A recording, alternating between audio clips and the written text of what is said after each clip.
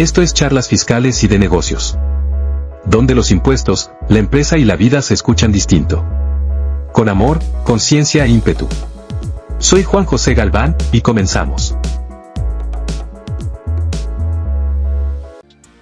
Hola, ¿qué tal? Muy buenos días, tardes, noches, a la hora en la que estés escuchando el contenido de este episodio de tu podcast Charlas Fiscales y de Negocios. El día de hoy, lunes 15 de diciembre de 2025, ya en etapas prenavideñas, en esta época tan bonita del año. El día de hoy con el gusto de saludarte y poderte platicar sobre, primeramente, pues en este último lunes del año para efectos del podcast. No es el último lunes del año, es el último lunes para efectos del podcast. Quiero platicarte sobre una reforma que me parece que va a generar muchos dolores de cabeza. Va a ser una cuestión muy fuerte desde el punto de vista de los actos de molestia, desde el punto de vista de las eventuales posibles afectaciones patrimoniales para los contribuyentes. Es un procedimiento como tal interesante desde el punto de vista del contexto donde se viene a dar todas estas cuestiones, de la evolución que ha tenido ese tema del 69B, primeramente, toda la cuestión de las operaciones simuladas, la presunción que existe por parte de las autoridades para determinar si una operación es o no es real. Y hoy he decidido platicarles este tema, primeramente porque creo que es muy importante que todos los empresarios, todos los contadores conozcamos qué pasa cuando un comprobante fiscal existe, pero la operación no. Y está bien interesante todo esto porque se ha hablado mucho en los últimos meses, en los últimos años, creo yo. También podremos meter ahí el plazo o este plazo de tiempo sobre el tema de la prisión preventiva oficiosa. La prisión preventiva oficiosa es una figura que establece la materia penal, donde, en términos muy generales, puedes meter, Estado mexicano puede meter a la cárcel a una persona sin comprobársele si es culpable o no, violentando desde un punto de vista no personal, sino internacional, el principio o la garantía máxima de presunción de inocencia que está establecido en nuestra Constitución Política de los Estados Unidos Mexicanos.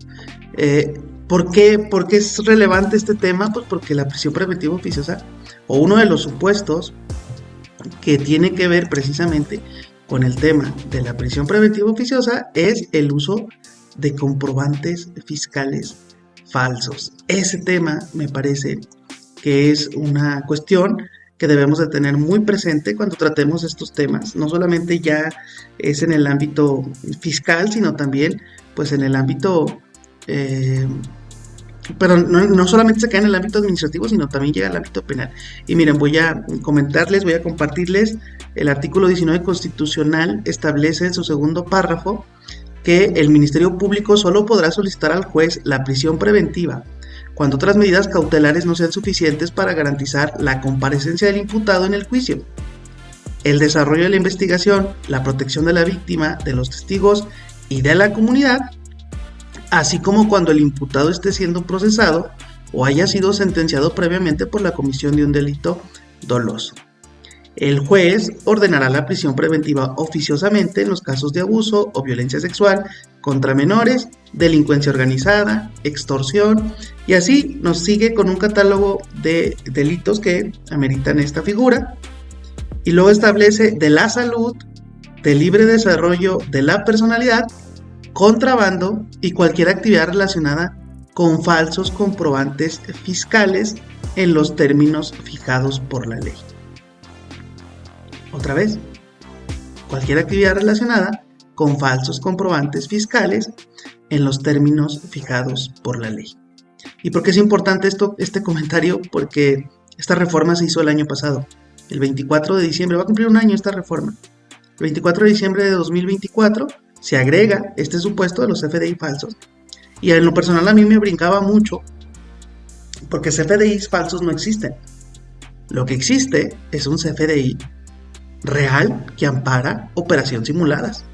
Pero como tal la figura no existe de CFDI falso, o no existía. Ahora precisamente te quiero platicar sobre este 49 bis.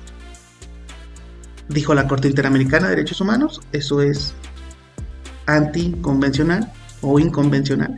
La Constitución mexicana está violentando el Tratado de San José, la Convención Americana de Derechos Humanos o sobre Derechos Humanos. Pues bueno, vamos a platicar sobre este tema hoy, ya con este preámbulo que hemos estado señalando, que hemos estado refiriendo. Vamos a hablar del nuevo corazón del combate a la simulación fiscal, el artículo 29A y el 49 bis. Y sobre todo, cuáles son las consecuencias reales de emitir o recibir CFDI falsos.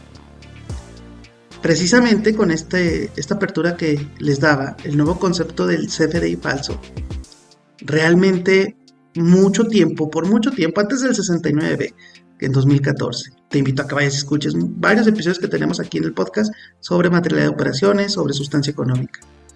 Durante muchos años se pensó que un CFDI era válido si estaba bien timbrado, o si estaba bien hecho en papel, si estaba emitido conforme a las reglas del CFDI en ese entonces. Pero ahora, ya con el 69 a partir de 2014, y ahora sobre todo con esta incorporación de una fracción al artículo 29A del Código Fiscal de la Federación, pues esto queda más claro. Y ahora sí, me parece que la cuestión que refiere a la Constitución en materia de prisión preventiva oficiosa queda más clara, que es precisamente esta fracción novena del artículo 29A del Código Fiscal de la Federación. ¿Qué marca el 29A? El 29A te marca todo el tema de los requisitos de los comprobantes fiscales, los requisitos específicos, porque el 29 te da requisitos genéricos. Un requisito esencial a partir de esta reforma que entra en vigor el 1 de enero de 2026 es que el CFDI no ampara operaciones reales, existentes o actos jurídicos verdaderos. ¿Qué significa esto?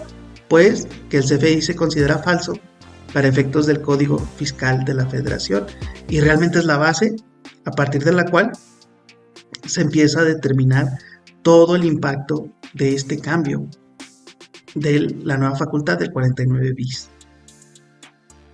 Hoy, el artículo 29A del Código Fiscal establece esta cuestión de manera muy clara. Y si no se cumple con eso, el comprobante se considera falso para efectos del código. Aquí no estamos hablando de errores técnicos, no estamos hablando de un dato mal capturado. Se está hablando y se está reforzando el tema argumentativo de la fundamentación y motivación de las autoridades fiscales en los procedimientos administrativos, en las auditorías, de la simulación, de tener elementos para decir, hay simulación, de facturas que existen en el sistema, pero no en la realidad económica. Esto nos lleva al nacimiento del 49 bis.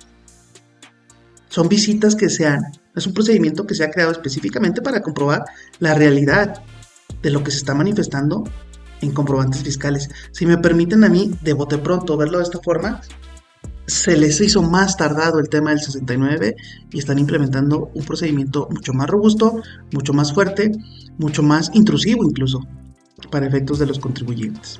¿Qué hace ahora la autoridad cuando sospecha que los CFDI no son reales? ¿O qué va a hacer, mejor dicho? Activa un procedimiento nuevo, rápido y mucho más agresivo que el 69, la visita domiciliaria del artículo 49 bis. Y decimos rápido porque aquí ya la autoridad no va a esperar años. Llega al domicilio, va a llegar a la bodega, a la oficina, al lugar donde supuestamente ocurre la operación. Y algo muy importante que marca este artículo, desde la notificación de la orden, va a suspender sellos digitales. No vas a poder facturar mientras dure el procedimiento, contrario a lo que establece el 17H bis, que con la pura interposición de la aclaración, del procedimiento de aclaración, se te vuelven a habilitar tus sellos. Acá no. Acá están suspendidos los sellos digitales. No vas a poder facturar mientras dure el procedimiento. La autoridad va a poder tomar fotos, grabar videos, levantar actas, usar tecnología. Aquí el mensaje es, no me lo digas, no me digas que es real, muéstramelo. esta parte está bien interesante. Esta parte es la que comento yo, que es la intrusión. El 29A bis, también se agrega un 29A bis, donde dice que cuando la autoridad detecta incumplimiento a la fracción novena del 29A, es decir, que incumple el requisito de que sean operaciones reales, existentes o actos jurídicos verdaderos, cuando no tienen ese requisito, puede determinar de inmediato que son simulados, que hay una presunción sin agotar previamente el 49 bis. Entonces, ya le da mayor agilidad al procedimiento todavía este 29 bis.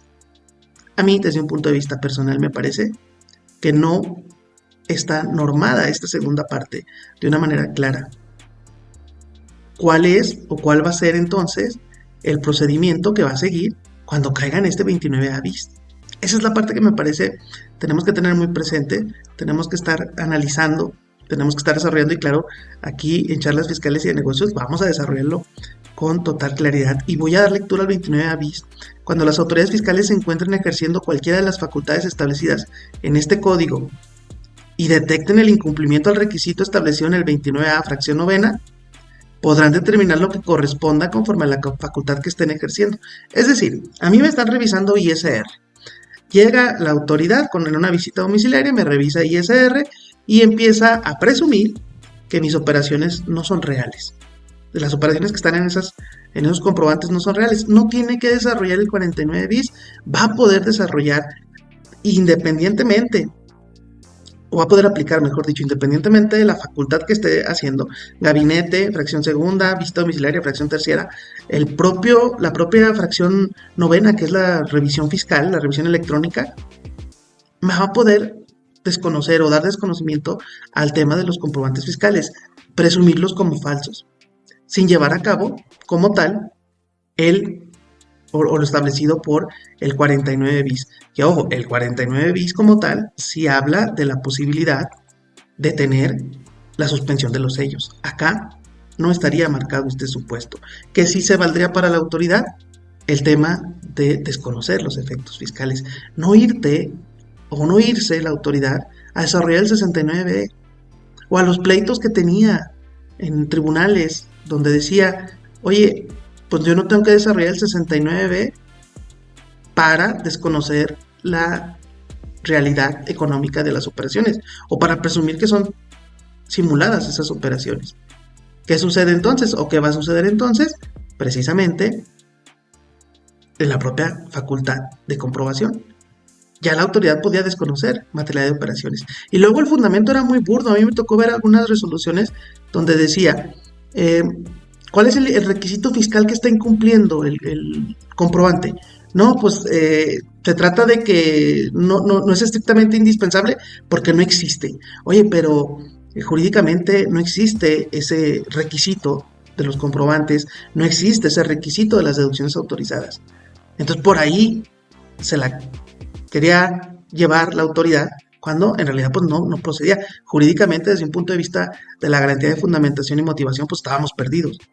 No se estaba respetando el derecho del contribuyente. Ahora con este 49 bis, ahora con esta fracción novena del artículo 29A, tiene más elementos para hacerlo. Voy a platicar muy rápidamente el procedimiento del 49 bis, como lo marca el artículo del Código Fiscal de la Federación. Recordar también, se agregó un inciso G a la fracción quinta del artículo 42 del Código, que son pues las visitas que hace de manera presencial la autoridad, previsión de CFDIs en general, que se estén emitiendo, el tema de las cuestiones que tienen que ver con contrabando, el tema aduanero, Guardia Nacional, todas estas cuestiones. Ahí está inmerso en el 42 fracción quinta, se agrega un inciso G. ¿Cómo empieza este procedimiento? En la orden de visita, la autoridad fiscal va a señalar el motivo por el cual presume que los comprobantes fiscales que emite el contribuyente son falsos, y por eso ya tiene un fundamento acá en el 29A, fracción novena. Y va a solicitar también, en esa misma orden de visita, la suspensión de la emisión de dichos comprobantes a partir de la entrega o notificación de la orden. Aquí no va a aplicar el 17H bis en automático, te va a mandar a la suspensión del CFD, de los sellos para poder facturar hasta que te resuelva el procedimiento. La visita se llevará a cabo en el domicilio fiscal, establecimientos, sucursales, locales, oficinas, bodegas, almacenes, puestos fijos y semifijos en la vía pública. Al presentarse los visitadores al lugar donde deba practicar la diligencia, podrán iniciar, esto es lo que me parece muy delicado, la toma de fotografías, grabación de audios o videos. Entregarán la orden de verificación al visitado, a su representante legal, al encargado o a quien se encuentre al frente del lugar visitado. Si el domicilio fiscal, esto también es interesante, o el lugar señalado en la orden para la práctica de la diligencia no existe o no corresponde al contribuyente, no se encuentra a alguien que atienda a los visitadores o los encontrados se niegan a atender la visita o impiden su práctica, va a levantar acta circunstanciada en la que se haga constar dicha situación, dándose por concluida la diligencia. Y aquí pues viene la notificación por estrados o por buzón tributario. Los visitadores, igual que en otros procedimientos, se van a identificar ante la persona con quien se entienda la diligencia. En la visita domiciliaria se levantará acta en la que se hará constar en forma circunstanciada los hechos conocidos por los visitadores y, o en su caso, las irregularidades detectadas durante su visita. Aquí marca, este artículo hace referencia al reglamento del código, lo cual me hace pensar que se va a modificar el reglamento del Código Fiscal de la Federación para efectos de alinearlo con algunos cambios que ya tenía el código, porque este nuevo reglamento es del 3 de abril, me parece, del 2014, ya tiene sus años, no se ha reformado, el código se ha venido reformando, evidentemente creo que por ahí viene esta cuestión de una modificación al reglamento. Esta es la fracción quinta del 49 bis, la persona con la que se entienda la diligencia podrá ofrecer durante esta o en el plazo de 5 días hábiles, contados a partir del día hábil siguiente al que se practique dicha diligencia, los medios de prueba que estime convenientes y manifestar lo que a su derecho convenga, para desvirtuar la presunción de que los comprobantes fiscales son falsos al no cumplir con lo establecido, y aquí está la referencia, a la fracción novena del artículo 29A de este código, debiendo señalar claramente el hecho a que se refiere cada uno de ellos y lo que se pretende probar, los cuales se valorarán en la resolución que al efecto emita la autoridad fiscal. Nos van a poner a argumentar. Quieren argumentos sólidos que demuestren por qué tienen relación los medios de prueba con los comprobantes fiscales, con la operación y con la actividad del contribuyente. La fracción sexta es la que me parece más delicada.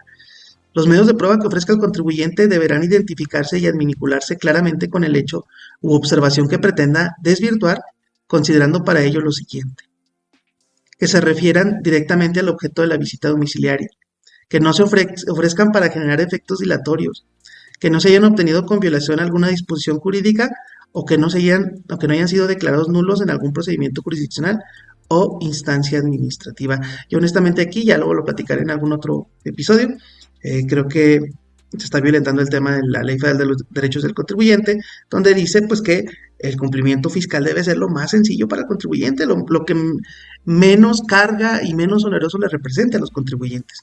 Un contribuyente, un contador, no tiene la formación para poder cumplir con esta fracción sexta. Para eso está el abogado, para eso está el experto, el que litiga, el que conoce de argumentación jurídica. ¿Por qué? Porque aquí ya me está diciendo que yo tengo que adminicular las pruebas. Si al cierre del acta de visita domiciliaria el visitado o la persona con quien se entendió la diligencia o los testigos se niegan a firmar, se va a sentar esta cuestión en el acta. Concluido el plazo de 5 días hábiles otorgado al contribuyente para aportar medios de prueba y desvirtuar las irregularidades detectadas, la autoridad contará con un plazo de 15 días hábiles para emitir y notificar la resolución. Y aquí va a decir, oye, pues no desvirtuaste la presunción, entonces te voy a bloquear tus sellos de conformidad con una nueva fracción, la fracción 13ª del artículo 17H del código, o bien, pues voy a dejar habilitados tus sellos porque si me desvirtuaste la presunción de falsedad de los comprobantes fiscales.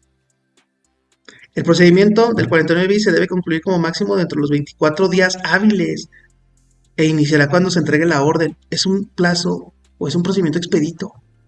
Rápido se va a resolver. Por eso mencionamos el tema de los efectos dilatorios. O en su caso, cuando surta efectos su notificación. La fracción décima, el nombre y la clave en el RFC del contribuyente al que se le haya emitido la resolución en la que se declara que no desvirtuó la presunción de falsedad de los comprobantes fiscales, se van a publicar en el portal del SAT y en el diario oficial de la Federación dentro de los 45 días hábiles siguientes a aquel en que surta efectos la notificación de la resolución, a fin de que los terceros que recibieron comprobantes fiscales digitales por Internet emitidos por dicho contribuyente conozcan esta situación y reviertan el efecto fiscal que les hubieran dado a los mismos, a través de presentación de una declaración complementaria, para lo cual contarán con un plazo de 30 días naturales a partir de la publicación en el DOF. En caso de no hacerlo, la autoridad le restringirá temporalmente el uso de certificados digital para emitir CFDI conforme a una nueva fracción, que es la 14ª del artículo 17H bis. Y el tema delicado, yo decía el tema administrativo, el tema delicado es la fracción 11ª de este 49 bis, la Secretaría de Hacienda y Crédito Público procederá penalmente contra cualquier actividad relacionada con comprobantes fiscales falsos en términos de los dispuestos en el artículo 113 bis de este código. Entonces, si nos vamos al 113 bis y si nos vamos precisamente al 115 ter, que ahorita voy a dar lectura nada más para cerrar estas consecuencias, dice el 113 bis, impondrá la sanción descrita en el párrafo que antecede al que por sí o por interpósita persona expida, enajene, compra, adquiere o dé efectos fiscales a comprobantes fiscales falsos. Ya revierte, o más bien integra este concepto, comprobantes fiscales falsos. Asimismo, la ejecución de este delito puede dar lugar a la causación de un daño material a la Hacienda Federal, el cual deberá ser objeto de reparación. Lo interesante en este párrafo, en este artículo, este delito se investiga y persigue independientemente del estado en que se encuentre el procedimiento administrativo que, en su caso, se haya iniciado. Entonces, no importa que no se haya terminado el procedimiento, ahí puede venir el tema penal. Va a haber mucha presión para el contribuyente. Artículo 115 ter. Se impondrá sanción de 3 a 6 años de prisión a quien, a sabiendas, declare hechos o datos falsos o presente documentación falsa o alterada en cualquier procedimiento regulado en este código, en cualquiera. Eso no es terrorismo fiscal. Va a estar bien delicado este tema. No es sencillo. Pagan justos por pecadores. Entiendo que en el ecosistema empresarial mexicano hay personas que se dedican o tienen estas prácticas, pero no son todos. Y aquí van a entrar justos y pecadores. El contribuyente sí va a tener derecho a defenderse, va a tener estos plazos de 5 días hábiles para aportar pruebas. No cualquier prueba va a servir. Aquí vamos a tener que retomar el tema de manipular, el de probar, el de argumentar, y la fecha cierta, ¿por qué no? La fecha cierta va a tomar mucha relevancia en estas cuestiones, esa jurisprudencia del año 2019. Si el contribuyente no logra desvirtuar la presunción, pues se consideran sus CFDI falsos. ¿Qué le va a pasar entonces este ya no es un EDO, pues es el que lo recibió? No, es un EDO, pero dentro del 49 bis. Me extendí poquito en el episodio, poquito, muchito, digo, mucho me refiero a que normalmente los hago de 10 minutos, pero me parece muy interesante el tema. De hecho, tengo preparado ya un curso que voy a poner ahí a conocimiento de todos ustedes para que el que esté interesado pues pueda conocer más, con mayor detalle, todo lo que estamos platicando hoy. Hoy, evidentemente, en el espacio, pues ha sido una embarradita de lo que puede significar esta nueva figura. Este nuevo esquema, de verdad, manda un mensaje muy claro. El contador ya no es solo quien timbra. Esta parte me hizo mucho ruido. Es quien valida la realidad económica de la operación. Que ya lo hacía, que ya debería de hacerlo. Sin embargo, ahora está más robusto el tema, más peligroso para un contribuyente, ser empresario. Hoy, firmar, asesorar o dejar pasar una factura sin sustancia también genera riesgo profesional. La pregunta ya no es, ¿el CFDI está bien hecho? La verdadera pregunta es, ¿la operación existe y puede sostenerse frente a una visita? En la nueva fiscalización, la realidad pesa más que el papel. Gracias por seguirnos, gracias por acompañarnos. Te invito a que te suscribas al canal de YouTube, a que nos sigas en Spotify. Así nos vas a encontrar charlas fiscales y de negocios.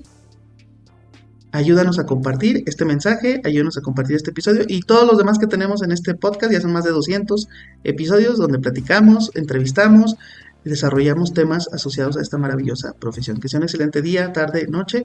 Nos vemos en la próxima. Saludos.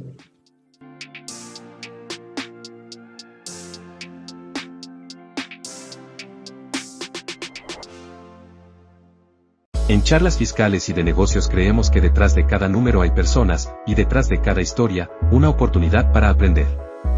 Gracias por ser parte de esta comunidad que crece con amor, conciencia e ímpetu. Nos escuchamos pronto.